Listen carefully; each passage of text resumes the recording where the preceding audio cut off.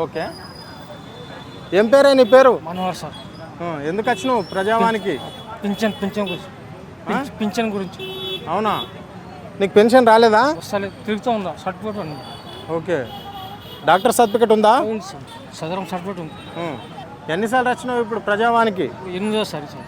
8వ సారి? నెలకు ఒకసారి వస్తున్నావా? వారానికి వస్తారు సార్, వారం ఓపెన్ నుంచి వస్తున్నా సార్. అదే 8 నెలలు అయ్యా కదా సార్. 4 years అయ్యా సార్. పింఛన్ రాక కాలేదు, ఎట్లా అవునా?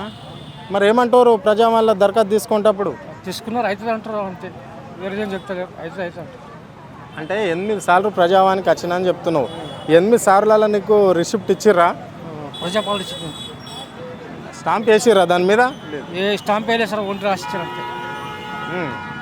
మరి అడగలేవా నువ్వు? 8 సార్లు నేను వస్తే ఏం చేయాలి సార్? హ్యాండిక్యాప్ ఉన్న నడవరాక ఏం చేయాలి? అదే లోపలికి పోయినప్పుడు అడగచ్చు కదా, అడిగినావా? అడిగినా సమానం చెప్తాను, అయితే ఈ నెల ఓపెన్ అయితే అప్పుడు చేసుకుంటారు, ఓపెన్ అయినా చేసుకుంటారు. అంటే ఇబ్బందేనా? బాగా ఇబ్బంది సార్, చాలా ఇబ్బంది.